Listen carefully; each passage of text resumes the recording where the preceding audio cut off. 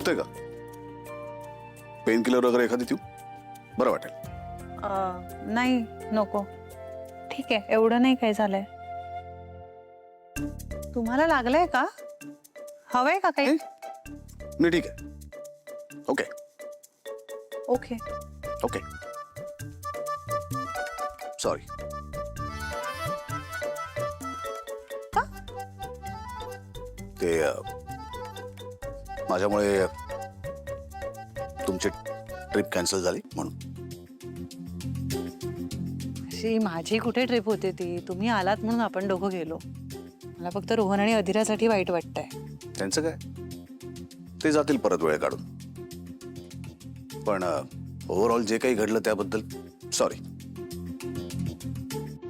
मी अजून थोडी नीट गाडी चालवायला हवी होती. अहो नाही, पण तुम्ही चांगली गाडी चालवता. नाही हो, पण ऍक्सिडेंट झाला तेव्हा मीच गाडी चालवत होतो, त्यामुळे लोकांना असं वाटणार की माझ्यामुळेच ऍक्सिडेंट झाला. नाही नाही, तुम्ही अगदी नीट गाडी चालवत होतात. चूक त्या ट्रकवाल्याची होती, तो नीट चालवत नव्हता. हो का? तुम्हाला येते का गाडी चालवता? नाही, मग तुम्हाला कसं कळलं की मी नीट गाडी चालवत होतो?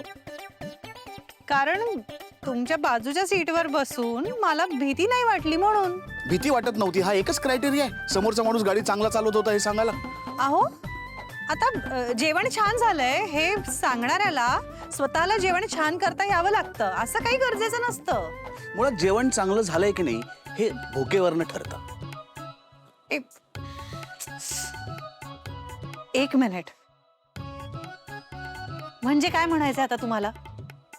म्हणजे तुम्हाला जर भूक चांगली लागली असेल तर अन्न कसंही असलं तरी सुद्धा ते चांगलंच लागतं. ओके, तुम्हाला मुद्दा कळला ना? तुम्हाला माझा मुद्दा कळतोय का? मी सॉरी म्हणतोय, मी माफी मागतोय, तुम्ही उगाच स्वतःकडे मोठेपणा घेताय.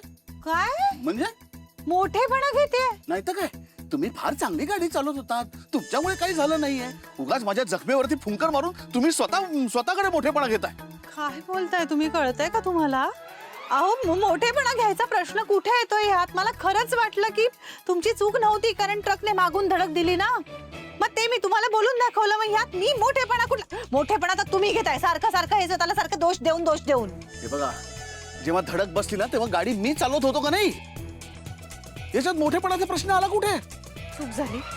ऐका, तुम्ही गाडी चालवत होतात ना, आज तुम्ही चुकलायत.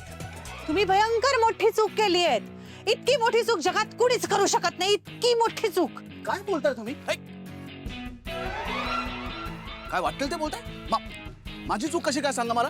त्या ट्रकने मला मागणं धडक दिली म्हणजे चूक त्याची झाली, माझी चूक कुठनं झाली? परमेश्वरा, हेच बोलत होते ना मी या माणसाला. एक मिनिट, देवाला मध्ये आणू नका.